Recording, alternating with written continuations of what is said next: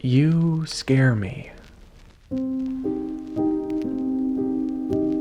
When your eyes glint and gleam as they pore over my face. When your fingers curl and clutch at my tattered suit.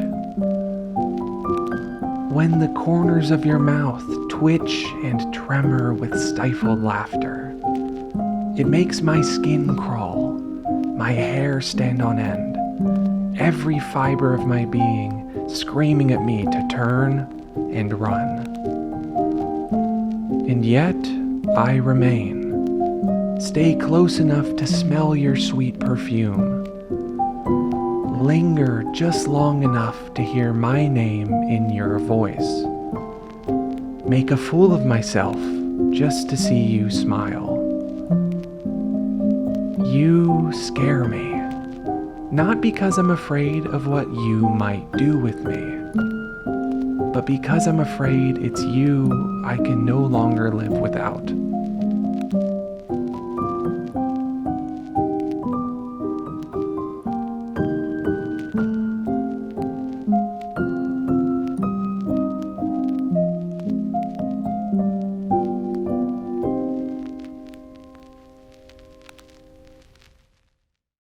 At this point, I think that most of us have realized that Smoking Behind the Supermarket with You is a really good anime. A thoughtful, grounded adult romance is a more than welcome addition to the landscape, and I've been thrilled to see it resonate with so many people. But what a lot of the videos I've seen cover it tend to focus on is the show's embrace of the doldrums of adult life, or maybe the age gap of the main characters. Those are ripe for interesting analysis, but when I think about this anime, there's a simpler concept that I find makes it as effective as it is. Smoking Behind the Supermarket has a core gimmick, lively and ridiculous characters, and a cynical take on modern life. But those are all really in support of its most enduring idea. Love is wanting to be close to someone else. Even if you're polar opposites, even if you're tired and directionless. Love is that pull to know each other better, to swing by a meeting place just in case. How does this anime draw that idea into sharp focus? And why is such a simple idea so refreshing in a genre all about these kinds of relationships?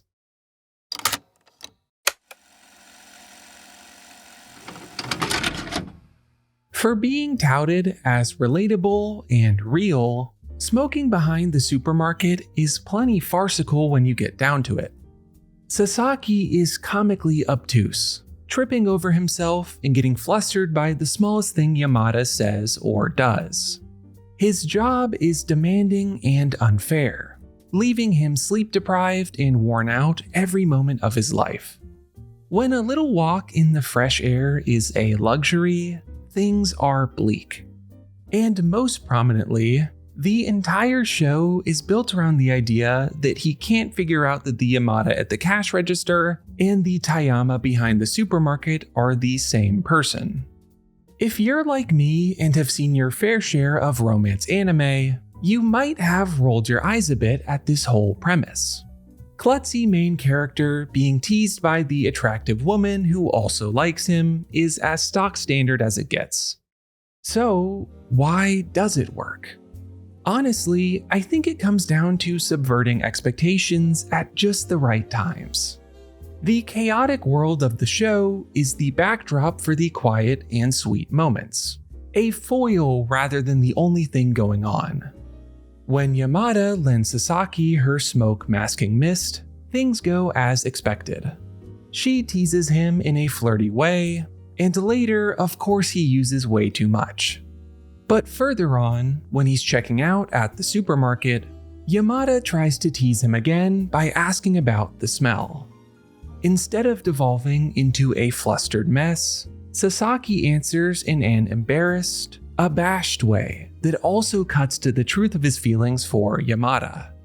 It's a subversion that's using a normal reaction for the impact, and that's the secret formula for making things like this sweet and relatable.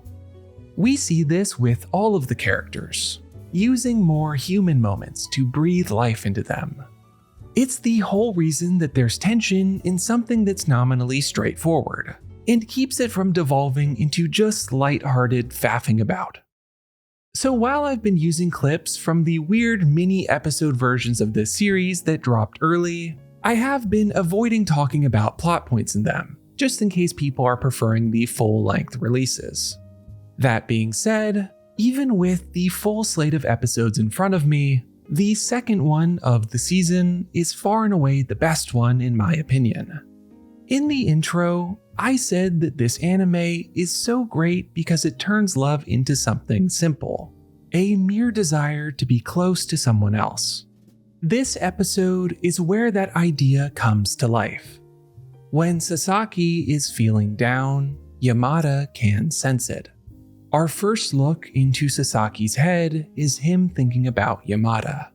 She rushes to meet him behind the supermarket, even if she denies it vehemently. At this point, they're both still strangers for the most part, and yet the love that's pulling them together is merely wanting to be in the same place at the same time, worrying if the other is doing all right. Their minds wandering to each other when they're staring off into space. Sasaki's problem is small. A miscommunication at work made him seem harsher than he wanted. Yamada's advice is as simple as the love on display. You're a good person. Other people will see that too. I think this is where the relatability of the show really does come to life. We've all worried about how something came off, and sometimes the proper support is reassurance instead of some grand solution. So while the scene does eventually devolve into classic antics between the two, this punch of grounded dialogue does go a long way. The back half of the episode is a reversal, where Yamada has received a complaint at work and Sasaki is the one to offer his advice. Yamada's anger and Sasaki's support are different from the flipped moment, but it's the same ideas that shine through. Rather than pushing the issue, Sasaki offers a drink, a small gesture that shows his concern instead of saying it.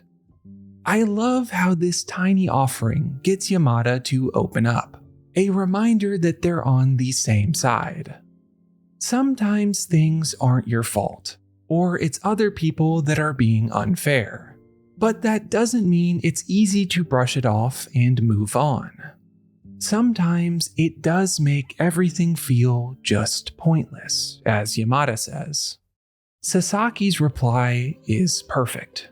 I don't get feeling betrayed by somebody as soon as you see a new side to them. They're both the same person, you know? This was the moment to me that this series became something special.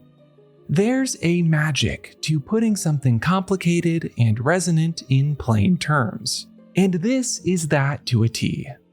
On a practical level, it provides an easy answer to how the Yamada-Tayama dynamic works for Sasaki. But more importantly, it's a reflection of how we love those close to us. I feel like a constant line in breakup scenes is, "You've changed," like it's the ultimate betrayal. This scene asks, so what? Love isn't worshipping some immutable set of details. It's spending time with someone you care about, watching them grow and change, and being there to hold them up when they need it. Sasaki isn't just trying to cheer Yamada up. He's telling her that he wants to see more sides of her, wants to spend more time with her, even if it's late at night behind a neighborhood supermarket.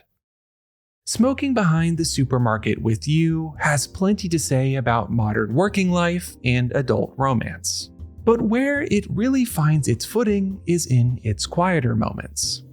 Yamada and Sasaki are an unlikely pairing, but they like each other's company.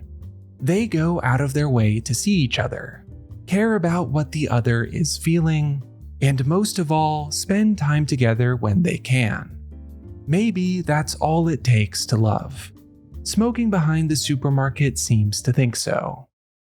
And that ends today's episode of Love and Anime. If you enjoyed and like video essays about romance, anime, and romance anime, liking and subscribing helps a ton, as does hitting the hype button on the mobile app. As always, I'm Slam Anime, and I'll see you next time.